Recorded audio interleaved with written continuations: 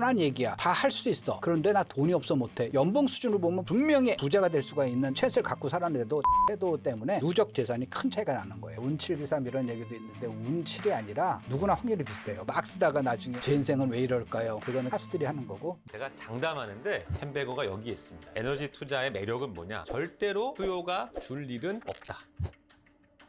이 회사는 100년 전에도 있었고 100년 후에도 있을 거다. 이제 시작이에요. 고정 댓글을 참고하세요. 근데 저는 되게 그 아기곰이라는 네, 필명이시죠? 네 맞습니다. 예, 참 궁금했습니다. 그래요. 근데 이제 가까이서 뵈니까 좀 이해가 가네요. 예, 회사 다닐 때 별명이었습니다. 회사 다닐 때 별명이요? 예, 예, 화면에서만 봤을 때는 예. 되게 덩치가 크시고 이러신 줄 알았어요. 아, 그럼 이제 큰 저기 곰. 불곰이었겠죠? 네. 별명이 지금 아, 아기곰 그러니까 아기곰이시구나. 조그맣게 이메일도 큐트베어라고. 맞습니다. 꽤 오래 정도 썼었어요. 아니 근데 그 아기곰의 재테크 불변의 법칙 이 책이 네네. 재테크계 고전이라 그렇죠. 불리더라고요. 예, 예. 그러니까 재테크 개념들이 조금 별로 없었을 때도 이 책으로 공부하신 분들 되게 많다고 하고. 맞아요. 근데 그 이게 지금 9년 만에 개정판이 나왔어요. 예, 예. 원전은 이제 How to Make Big Money라 그래가지고 그게 이제 2003년도에 나왔던 책이거든요. 예. 2003년도 나온 책인데 이제 중간에서 계속 업데이트하고 부동산 쪽 더 보강하면서 이제 아기곰의 재테크 불변의 법칙으로 바뀌었다가 요번에 더 이제 보강 몇 가지 더 보강해가지고 그러면 증보판으로 나왔습니다. 최초의 책하고나 23년? 그렇죠. 와. 예, 23년 동안 살아남은 책이죠. 아이고야.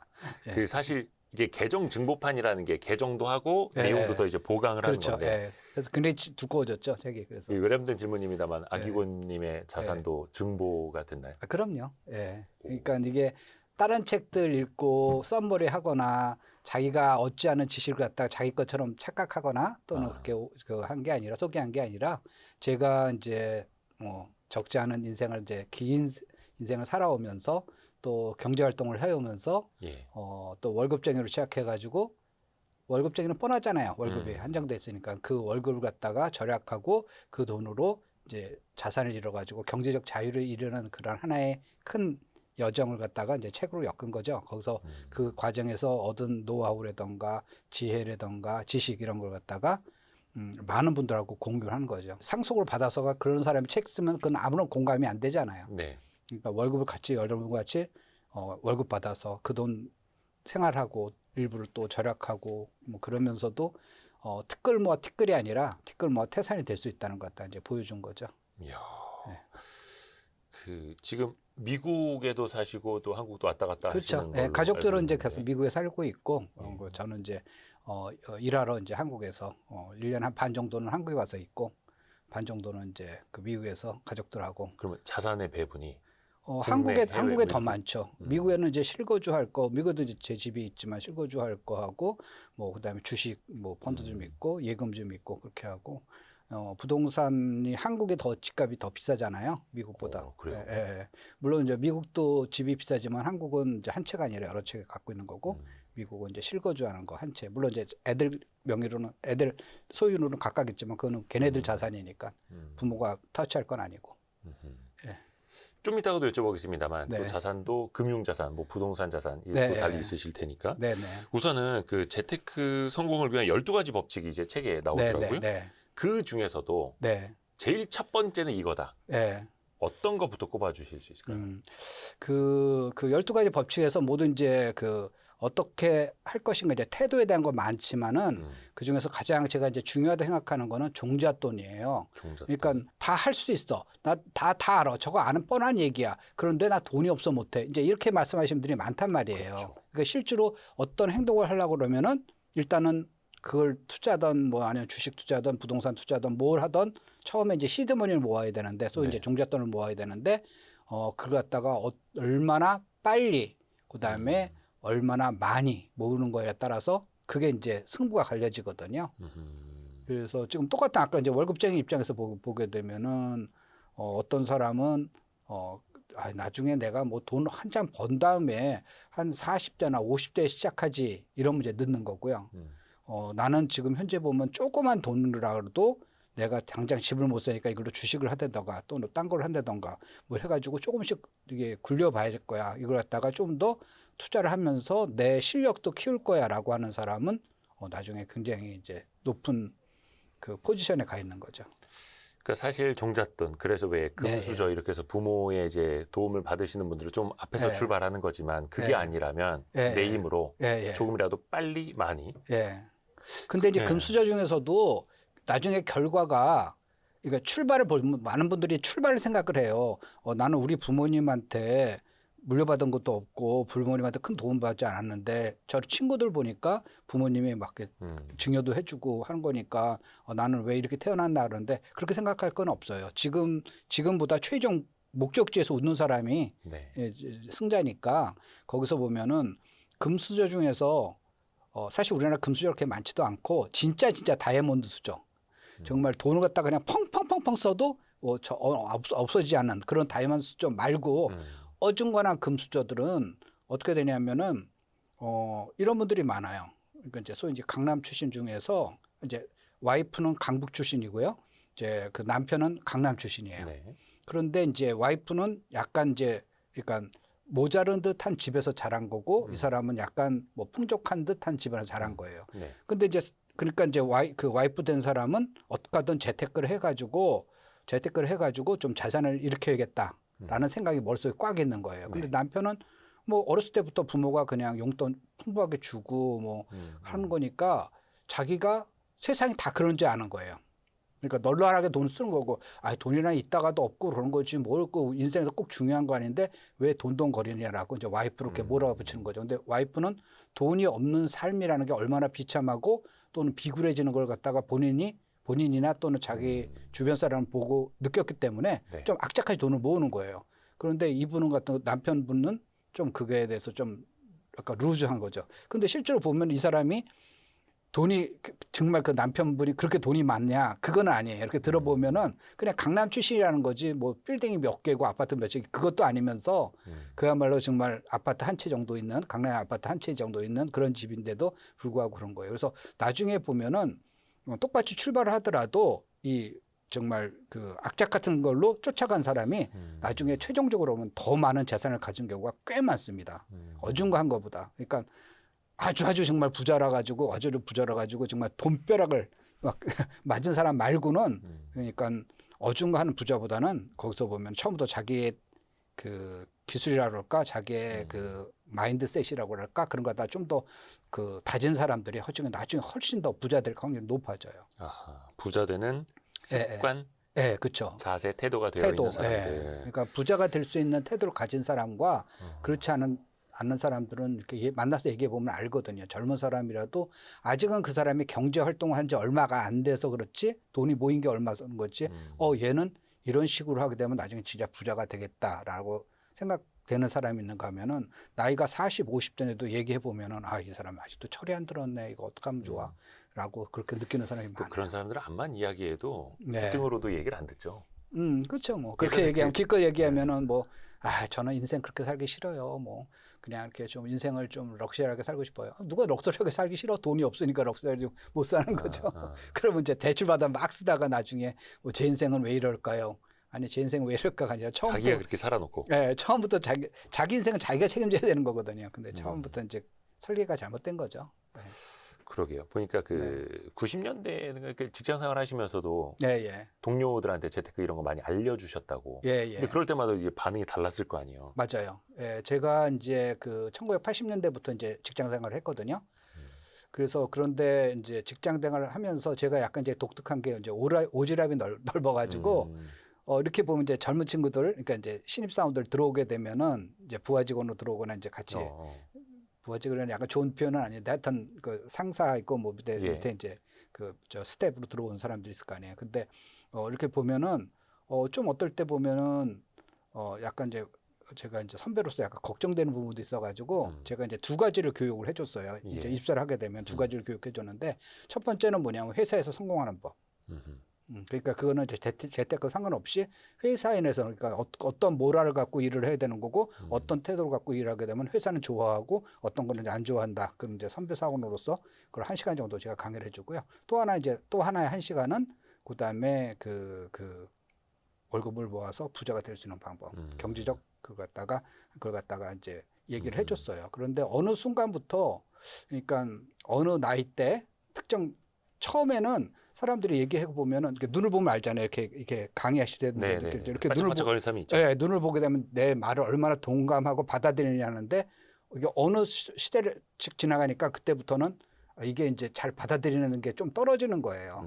그래서 이 친구들이 내 말을 지금 잘 안 받아지거나 그 내 말에 의심을 하는 것 같다라는 느낌이 있어가지고 그거다 좀 그러면 좀 체계적으로 논리적으로 좀 정리를 해서 좀 글로 나눠주자라는 게 그게 이 책의 원전이에요. 막 칼럼 쓰시고 이렇게 하신 그래서 것들. 예, 회사 다닐 때 그럼 누가 저한테 돈 주는 것도 아니고 아까 그런 강의를 누가 회사에서 공식적으로 저한테 부탁한 것도 아니에요. 근데 제가 그냥 오지랖으로 내 후배들 아끼니까 너희들 그냥 남들과 같이 그냥 우리 출렁출렁 다니고 그냥 회식이나 하고 그냥 놀러나 다르고 저녁에 가서 어디 바에 가서 그냥 멋이나 내고 그러다 보면은 너희들 인생 나중에 정말 힘들어진다. 뭐 연금 국민연금만 받을 그 날짜만 기다리고 그렇게 되니까 그렇지 말고 좀 더 주도적인 인생을 살기 위해서는 이렇게 해라라고 이제 그거 정리한 게 그게 이제 회사 나오기 전에 그러다 쭉 정리해가지고 사람들한테 이제 직원들한테 나눠줬어요. 회사를 이제 미국으로 가가지고 옮기면서 그다음에 나중에 이제 책을 낼 때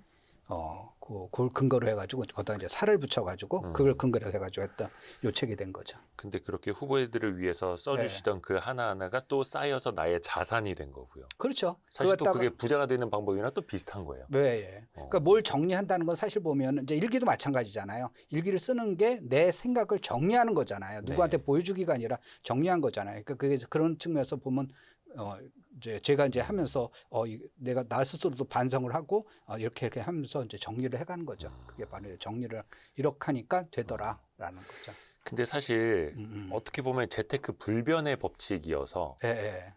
예나 지금이나 네. 또 통하는 말인데 또 네. 어떤 사람들은 그렇게 생각할 수도 있을 거예요. 네. 당연한 말 하고 있네, 저 예. 아저씨. 예. 종잣돈 중요한 거 누구 몰라요? 뭐 이렇게. 맞아요. 근데 사실 또 이제 종잣돈을 빠르게 많이 모아라. 예, 예. 지독하게 절약을 해야 된다고 네. 말씀해 주시는데 예. 또 이 부분에 대해서 또 이렇게 불편하게 들으시는 분들도 아마 있을 거예요. 예. 어떻게까지 혹시 하셨어요? 이제 그러니까 거기서부터 이제 차이가 나는 거예요. 거기 보면 우리가 이제 유명한 책 있잖아요. 마시멜로우 이야기. 예, 마시멜로우 이야기. 그래가지고 그게 그 스탠포드 대학교인가 거기서 이제 그 실험을 한 거죠. 그래서 애들한테 그 마시멜로우를 이제 하나 주고 나가지고 너 지금 먹을래? 아니면은 좀 참으면은 하나 더 줄게. 뭐 이제 그걸 갖다 했더니 거기서 보면은 참은 애들은 나중에 봤더니 거기서 이제 참는 애들 있고 그냥 홀랑 먹는 애들 있잖아요. 근데 그 실험이 거기서 끝난 게 아니라 그 갖다가 참은 애들 갖다가 이제 10년, 20년을 추적을 했더니 그 중에서 대부분 보면은 상당한 그 사회적 성공을 하고 그냥 거기서 홀랑 먹은 애들은 그렇지 않더라라는 걸 갖다가 이제 그렇죠. 굉장히 긴 세월을 두고 이제 그걸 갖다가 대학에서 그 연구한 게 바로 마시멜로 이야기인데 마찬가지예요. 거기서 보면 사람들 보게 되면은 이 절약이라는 건 고통이거든. 내가 하고 싶은 걸 하지 말라는 거잖아요. 참는 거죠. 그렇죠. 참는 거란 말이에요. 지금 내가 지금 당장 그 달달한 마시멜로를 갖다 먹어야 되는데 먹지 말라 그러니까 얼마나 힘들겠어요. 근데 힘들 건데 거기서 보면은 그렇게 안 하면은 방법이 없다는 거예요. 그러니까 방법이 없으니까 자기는 누릴 거 다 누리고 싶고 근데 부모가 자기한테 돈을 좀 줬으면 좋다라고 생각하시는 분이 있으니까 이제 뭐 그래서 부모와 자식 관계가 엇나가 그런 거죠. 자기의 목표는 재벌 2세가 되는 건데 부모가 노력을 안 해가지고 재벌이 안 되고 있다. 뭐 이제 이런 식으로 농담도 있잖아요. 네. 말이 안 되는 건데 그러니까 자꾸만 남 탓을 하는 거죠. 저기 선배 세대들은 베이비 부모 세대들은 그때는 뭐 대학교만 나와도 취직을 좋은데 해가지고 월급을 팡팡 주니까 돈 모아서 집 샀으니까 됐죠. 당신도 베이비 부모 세대잖아요. 그 얘기가 맞긴 것 같지만 그렇지 않거든요. 베이비 부모 세대 중에가 다 부자인가? 거기서 보면은 베이비 부모 세대가 대학교 나오면은 다 저 회사에 저기 취직하나? 예, 맞아요. 베이비 부모 세대는 대학교 나오면은 취직을 상당 부분 했는데 상대적으로는. 예. 그때 대학교 진학률이 30%가 안 됐거든요. 그렇죠. 예. 그러니까 하위 70% 아니라 어떻게든 상위 70% 안에 상위 30% 안에 들은 사람이 취직을 한 거예요. 지금도 마찬가지로 상위 30%에 아는 사람들 골라서 회사 가잖아요. 예. 그러니까 뭐 그 비율은 옛날이나 지금은 마찬가지라서 그러니까 자꾸만 남의 탓을 하는 거예요. 시대 탓하고 남의 탓하고 그러면은 뭐 본인 마음은 편할지 몰라더라도 나중에 이제 안 되는 거죠. 그래서 절약을 일단은 하면서 이제 그 시드머니를 만들어야 되는데 예를 하나 들어보면은 어떤 사람 A라는 사람은 연봉이 5천만 원이에요. 네. 근데 1년에 4,500을 쓰는 거예요. 생활비로. 500만 원 하는 거죠. 그러면서 이제 월급쟁이가 1년에 500만 원 저축하기가 쉽지 않아. 뭐 그러면서 500만 원 갖다 저축하는 거예요. 그런데 B란 사람은 연봉이 5천도 아니고 이 사람은 3천밖에 안 되는 사람이에요. 근데 이 사람은 1년에 생활비를 2천만 원을 써요. 그러면 1,000만 원이 모이는 거잖아요. 그러면 연봉 수준으로 보면 분명히 A가 더 부자가 될 수가 있는 그 찬스를 갖고 살았는데도 자기의 태도, 그 부에 대한 태도 때문에 이 사람 1년에 500밖에 못 모으고 이 사람 1년에 1,000을 모으기 때문에 나중에 보면 누적 재산이 큰 차이가 나는 거예요. 그러니까 누적 재산이 있어야지 그거 갖고 뭘 투자를 하든 뭘 하거든요. 그래서 처음에 그 자기 소득, 그러니까 근로소득이나 또는 사업소득 갖고 버는 거는 한계가 있어요. 그러니까 그거는 기본적으로 내 생활비를 번다. 내 먹고 또 우리 애들 교육시키고 그 생활비 버는 거는 아까 근로소득이나 뭐 사업소득 이런 걸로 해야겠지만은 부자가 되려고 그러면은 어느 정도 투자를 같이 해야지. 예, 투자는 내가 자는 순간에도 계속 돈이 불어나고 내가 저기 쉬는 시간에도 계속 그 돈이 불어나기 때문에 굉장히 나의 건실한 파트너죠. 나를 갖다가 배반하지 않고 열심히 내가 회사에서 열심히 일하더라도 그 옆에서 열심히 둘이 같이 버는 거나 마찬가지죠. 전략. 그래서 네, 월급의 절반 이상은 절반 이상은 모아야 절약을 된다고. 해야 된다라고. 네. 이제 아들이 이제 이제 아들도 이제 회사에서 미국에서 이제 회사 어. 다니고 이제 경제 활동 하거든요. 그러니까 제가 아까 말씀드린 나이가 조금 많아서 아들이 이제 취직할 때 이제 저한테 이제 질문을 했어요. 예. 질문을 하는데 이렇게 질문하더라고요. 아빠 이제 자기 그 중에서 저축을 얼마나 해야 되느냐. 자기 수입에 그게 근데 아기곰 작가님의 네. 자녀분들이면 솔직히 좀 금수저잖아요. 그 금수저나 그 아무 상관이 없는 게 제가 애들한테 돈을 안 주니까 안 주죠? 거기서 걔네 인생은 걔네 인생, 내 인생은 내 인생이고 뭐 언젠가는 뭐 제가 쓰다가 뭐 죽으면은 뭐 어떻게 뭐 나라에서도 가져가고 걔네들 가져가고 하겠지만은 일단은 뭐 그거 말고 내가 애들을 그냥 대충 편안하게 너희들 살고 내가 아빠가 나중에 물려줄게 저는 이런 스타일은 아니에요. 그러니까 애들을 약간 하드 트레이닝 해가지고 니네가 아빠처럼 닮아봐. 근데 이제 아빠의 역할은 애들한테는 얘기는 안 하지만 아빠의 역할은 보험이라고 저는 생각해요. 애들이 이렇게 막 이런 비즈니스하고 저런 거 하다가 망하면은 나 아빠 나 살 데 없어. 그러면 이제 아빠가 그래 우리 집에 들어와서 살아. 내가 생활비는 아빠 생활비로 같이 쓸게. 그건 이제 보험이잖아요. 굶어 죽지는 않게 노숙자는 안 하게 만들 때 그거를 아빠 역할이지 그냥 애한테 잠깐만 돈을 주고 너희들 뭐 그게 너 힘드니 회사 힘드니 그만 둬 몇 푼 받아 때려쳐. 저는 그건 굉장히 나쁘다고 생각해요. 그 애를 버리는 척경이거든요. 애를 약간 하드 트레이닝을 해가지고 애가 돈을 그러니까 스스로 경제 활동을 하고 나중에 그 아빠보다 더 많은 연봉을 받을 수 있는 거로 이제 만들어야 되는데 뭐 아들 같은 경우는 또 열심히 해가지고 또 이제 뭐 본인한테 스트레스가 되겠죠. 왜냐하면 아빠의 기대가 나는 뭐 너 이렇게 해야 되라고 이제 압력 주지 않지만 본인 있잖아요. 아빠가 살아온 걸 아니까 열심히 살아온 거 아니까 자기도 아빠한테 자랑스러운 아들이 되겠다니까 스스로를 이제 채찍질을 하니까 아들이 굉장히 굳으세요. 젊은 애인데도 불구하고. 그래요. 그러니까 우리 와이프는 아들 별로 막 그래서 저놈 굳으세요 막 이러는데 저는 왜 예쁘기만 한데 그래서 엄청나게 굳으세요. 엄청나게 굳으세고 그래서 지 친구 중에서 집안 DNA에 있네. 예, 지 친구 중에서 돈을 제일 많이 모았어요. 걔가. 그래서 자기가 야. 모은 게 지금 30대 초반인데 애가 아들이 물론 이제 미국은 이제 대학을 나오자마자 네. 취직을 하니까 자기 돈으로 한국 돈으로 한 7억을 모았으니까. 와 이제 사회 초년생이고 30대 초반인데요. 예. 제가 10원도 안 줬는데 거기서 심지어 대학 등록금은 첫 번째 것만 제가 내줬어요. 와. 나머지는 지가 다 알아서 해결하고 제가 회사 다니면서 학교 다니면서도 저 알바를 하고 뭐 그런 것도 해가지고 뭐 심지어는 이제 그 알바하는 걸로 이제 아빠 엄마 뭐 크루즈도 보내주고 막 그러면서도 그러니까 한국 사람이 그 부모한테 매달리는 거하고는 전혀 이제 미국식으로 이제 키웠으니까 애들을. 와. 예, 그래서 그런데 지 나름대로는 그거에 대해서 이제 약간 프라이드가 있죠. 자기가 아빠 도움 안 받고 자기가 이만큼 자산을 키우고 중요한 건 뭐냐면 그 노하우를 지가 알았으니까 그 다음에 시간이 흐르면서 점점 그게 잘한다는 거죠. 그 물고기를 주신 게 아니라 물고기 잡는 방법을. 그리고 했다가 그래서 많은 분들이 그렇게 얘기를 해요. 애들 힘들어하고 힘들죠. 인생 사는 게 얼마나 힘든데요. 그리고 얼마나 많은 고민을 했겠어요. 그리고 우리들 젊었을 때 생각해 보면은 많은 고민이 있었잖아요. 애들도 당연히 고민이 있죠. 더한 고민이 있죠. 그런데 그걸 갖다가 사실 보면 너무 이렇게 응석바지로 하는 것보다는 조금 이제 애들을 강하게 키울 필요는 있어요. 대단하십니다. 그것도 예전에 건축 쪽 예, 일을 예, 좀 전공은 하셨다고. 제가 건축을 했습니다. 그 책에도 보니까 그 예, 예, 예. 계단 사이에 그 공간 있지 않습니까? 맞어요. 계단참. 평평한 예, 그 예. 계단 참이라고. 예, 예. 왜 우리가 이 스파이럴 모양이죠. 이렇게 나선형으로 맞습니다. 계단 이렇게 예. 올라가는데 뭐 어지럽잖아요. 맞아요. 근데 오히려 계단 사이에 평평한 공간이 있는 게 예, 예. 필요하다라고 예. 해주셨어요. 이게 예. 재테크에서도 마찬가지예요. 맞습니다. 예. 그게 이제 계단참을 이제 건축에서 그렇게 계단참을 이렇게 설계하는 이유는 두 가지거든요. 하나는 피지컬적인 거고 하나는 심리적인 건데, 쉬어갈 수 있게. 예. 한 번은 이제 물리적으로 가게 되면은 이제 젊은 사람들은 그냥 쫙 올라갈 수 있지만 나이 드신 분들은 다리에 힘이 없으니까 가다가 중간에 쉬어야 될 거, 네. 또는 안전적으로 이렇게 그 가다 보면은 아. 약간 좀 거기서 쉴 공간 이제 그쵸. 그런 게 필요해서 이제 계단참인데 그게 또 하나 이제 심리적인 거예요. 그게 없으면은요 사람이 시작도 못 해요. 저렇게 올라가야 된다고? 내가 아하. 에베레스트를 올라가야 된다고? 예.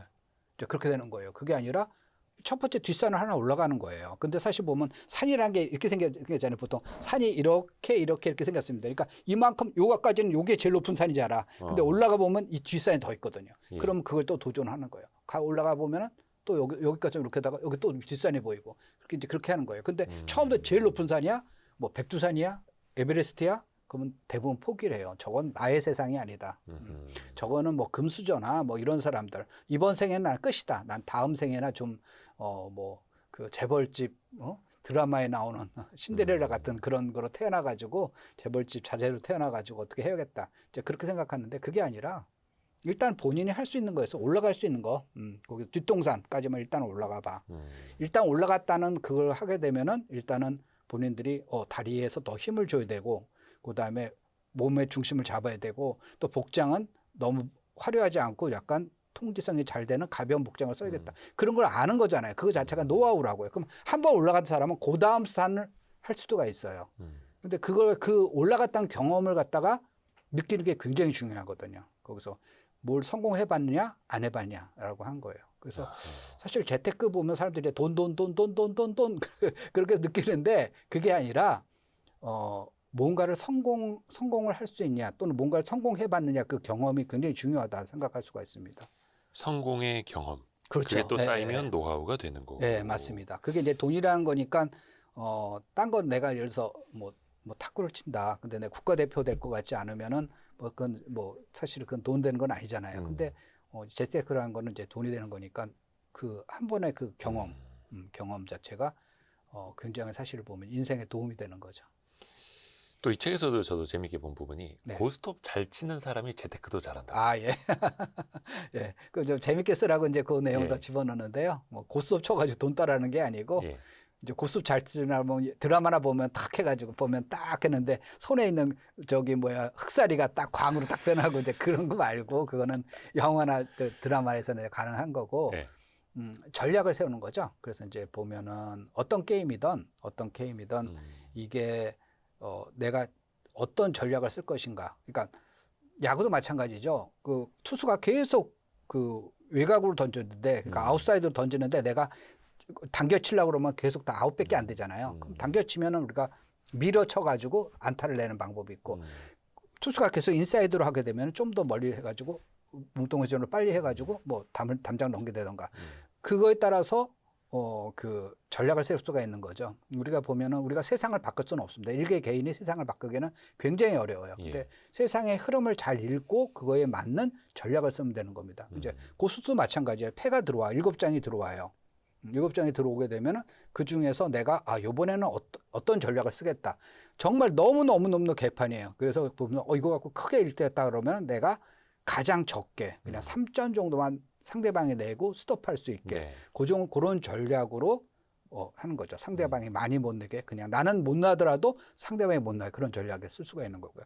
내가 굉장히 좋게 들어왔어요.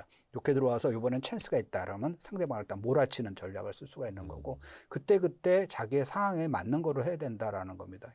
내 상황은 나는 왜 이렇게 패가 안 들어와 못 치겠네라고 하는 건 그건 하수다라는 거예요. 그래서 뭐 이제 운칠기삼 이런 얘기도 있는데 운칠이 아니라 그거는 조금 쳐봤을 때라는 거고 인생이란 긴 시간을 보게 되면은 나는 운이 없어. 나는 뭐를 해도 안 돼라는 거는 그 몇 번 해봐가지고 실패한 사람들이 얘기인 거예요. 긴 시간을 하게 되면은 이게 샘플링 기간이 길게 되면은 확률이라는 거는 이 통계라는 게 그래서 네. 본 거잖아요. 확률이라는 건 비슷하거든요. 누구나 확률이 비슷해요. 그러면 자기한테 좋은 기회가 왔을 때 그걸 갖다가 그 확률 그 기회를 살리는 거고요. 지금이 시기가 안 좋아라고 하게 되면은 잠깐 내가 좀 방어적인 약간 보수적인 방어적인 자세를 취하면서 어떤 게 잘못되는지 재점검하는 그런 시간을 갖는 것도 방법이고 자기 인생에서요. 그쵸. 사업을 하거나 또는 뭐 회사를 다니더라도 그러니까 그걸 좀 칠 때, 그러니까 고스톱 칠 때 무조건 막 점수를 내려는 게 아니라 그거는 가장 하수들이 하는 거고 내 전략을 세워서 그렇게 하라라는 게 이제 바로 이제 그걸 비유해서 제가 그 책에다가 써봤습니다. 그러니까 반복할수록 사실은 이제 실력에 수렴을 하게 되니까 맞습니다. 운이 아니라. 예. 또 그 왜 우리가 아는 것이 힘이다라는 네. 이야기 많이 하는데 오히려 네. 믿는 것이 힘이다라고 그렇죠. 말씀하시더라고요. 예, 맞습니다. 어떤 차이예요? 아는 책 한 사람들 굉장히 많아요. 네, 음. 굉장히 많은데 그리고 본인도 착각하는 수가 있어요. 그러니까 뭐라고 얘기하면 그거 저 다 알아요. 그래서 부자 되셨어? 그럼 아니에요. 그거 다른 얘기죠. 아니죠. 그게 아니라 아는 거는 그냥 대충 그냥 뭐 이런 거 있다. 이런 거 다 들어봤어. 저런 거 들어봤어. 그런 거죠. 10가지가 있으면 10개 다 들어봤어. 근데 실제로 보면은 그 중에서 A란 거하고 B란 거 서로 모순이에요. 어떤 게 A하고 B란 게 많이 모순이에요. 그럼 A도 자기 맞다고 생각하고 B라고 맞다고 생각하고 그거는 아는 게 아닌 거죠. 그 둘 중에서 자기가 선택하고 내가 그 중에서 믿는다는 건 그걸 행한다는 거거든요. 그러니까 그 중에서 안다는 거는 어떻게 보면은 그냥 굉장히 무책임한 거예요. 그래서 그 중에서 자기가 믿는다는 거는 그걸 따르는 거잖아요. 그 많은 중에서 10개 중에서 나는 3번이 맞는다고 생각해. 예, 그러면 3번을 그게 그 정도에 돼야지 진짜 그게 아는 거지. 나 그거 알아. 그거 뭐 몰라? 그거 다 그렇게 하면 되는 거잖아.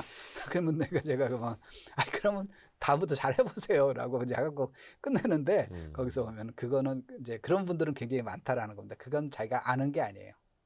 알았으면 했어야죠. 또 알긴 알았는데 겁이 나서 못했어요. 그건 제대로 몰라서 그런 거죠. 예. 그 실천, 실행도 중요하고 예. 사실 어디 가서 내가 좀 잘 가르쳐 주려고 하는데 더 아는 척하면은 이제 말해주기도 싫죠. 안 해주죠. 그러면 어이구 정말 대단하십니다. 그러면서 하세요. 어. 본인이 하세요. 그래서 실제로 보면은 네. 그게 본인이 안다는 거에서 끝나면 안 되는 거예요. 그러니까 어디선가 한번 들어봤어. 그게 아는 게 아니에요. 자기가 진짜로 믿어야지 그게 아는 거죠. 믿고 또 실천까지 맞아요. 가져가야 하는 거고. 네.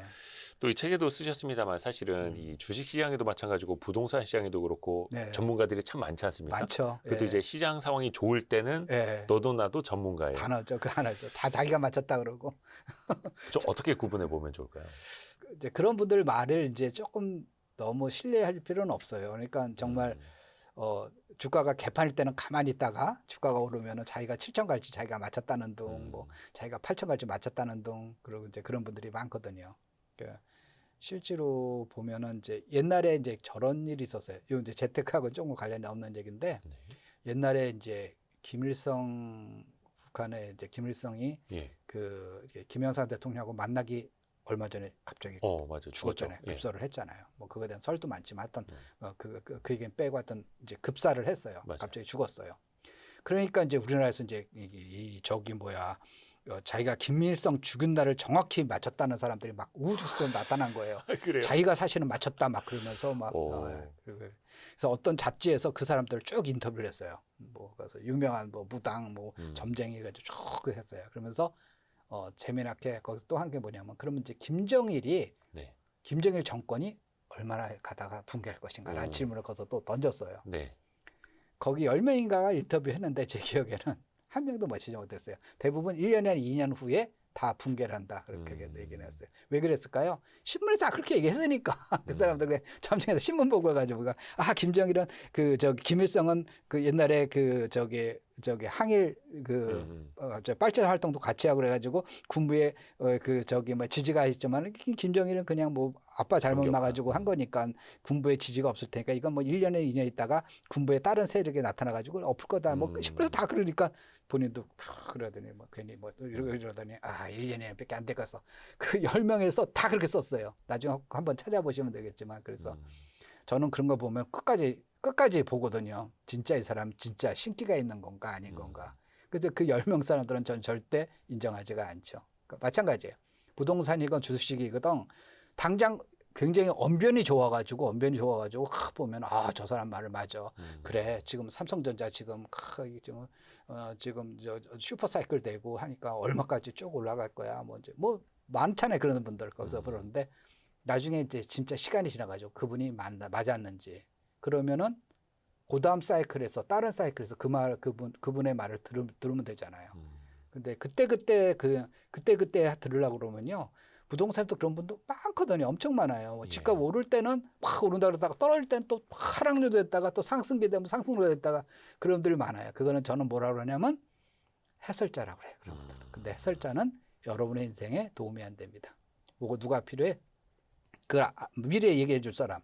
그래 오르면 미리 얘기를 해줬고 떨어질 건 미리 얘기를 해야지 내가 어떻게 대책을 세울 거 아니에요. 그러니까 그런 사람을 저는 이제 선지자라고 그러는데 선지자가 사실 필요한 거고 그렇지 해설자는 필요하지 않아요. 그런데 많은 분들이 이제 그 실제로 보면은 선지자가 될 수 있는 능력이 없는 분들도 많고 그러니까 이제 직업이 하다 보니까 이제 직업이 그거라서 이제 하시는 분도 있을 거고 또 어떤 분들은 이제 실력이 있지만은 뭐 잘 알려지지 않거나 또는 자기만 알고 자기만 하려는 사람도 있을 거고. 이게 참 어떻게 보면 이제 네.